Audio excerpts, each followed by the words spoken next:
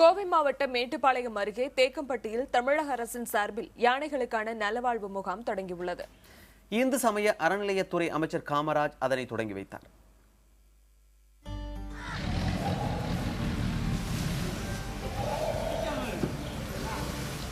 பார்க்க பார்க்க அழுக்காத யானைகளை ஒரே இடத்தில் கூட்டமாக பார்த்து ரசிக்க முடியும் என்றால் தற்போதைக்கு அது தேக்கம்பட்டி யானைகள் நலவாழ்வு முகாமில்தான். 48 நாட்களுக்கு நடைபெறும் இந்த முகாமில் தமிழகம் மற்றும் புதுச்சேரியை சேர்ந்த 32 யானைகள் பங்கேற்றுள்ளன. முகாமை அமைச்சர்கள் காமராஜ், SP வேலுமணி, ஆனந்தன் ஆகியோர் பூஜைகள் செய்து தொடங்கி வைத்தனர்.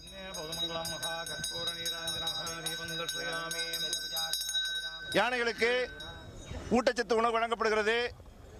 மூலிகை குளியல் மற்றும் சிறப்பு மருத்துவ வசதிகள் எல்லாம் யானைகளுக்கு தரப்படுகிறது. முந்தைய முகாம்களில் பழகிய பழக்கத்தில் ஒவ்வொரு யானையும் தங்கள் தோழமையை தேடி கண்டடைந்து மகிழ்ந்தனர். அதிலும் இரட்டை திருப்பதி மற்றும் குற்றாலம் கோவில் யானைகளான வள்ளியும் லட்சுமியும் இணை பிரியாமல் கொஞ்சி மகிழ்ந்தன. தோழியை கண்ட உற்சாகத்தில் இரட்டை திருப்பதி யானை மௌதார்கன் வாசித்து காட்டியது.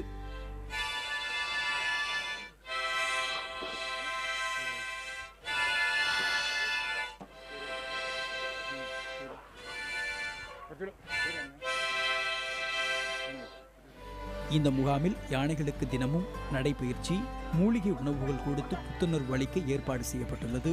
அது மட்டுமின்றி மருத்துவ பரிசோதனையும் செய்யப்படுகிறது. காட்டு யானைகள் அதிகம் உள்ள நெல்லிமலை வனப்பகுதியில் முகாம் அமைக்கப்பட்டுள்ளதால் சூரிய சக்தியால் செய்யப்பட்ட 2 அடுக்கு மின்வேலி அமைக்கப்பட்டுள்ளது. முதல் நாள் முகாமிலேயே கோவில் யானைகள் குளிக்க வந்தபோது காட்டு யானை புகுந்ததால் அதனை ஊழியர்கள் பட்டாசுகளை வெடித்து விரட்டினர். வரும் நாட்களிலே இந்த யானைகளுக்கு தேவையான மருத்துவ சிகிச்சைகள், அதே போல இதை பராமரிக்கக்கூடிய பாகன்களுக்கும் வேண்டிய கவுன்சிலிங் கொடுக்கப்படும் என்றும் இந்து அறநிலையத்துறை தெரிவித்திருக்கிறது. புதிய தலைமுறைக்காக ஒளிப்பதிவாளர் தீபனுடன் ஜே மார்ட்டின்.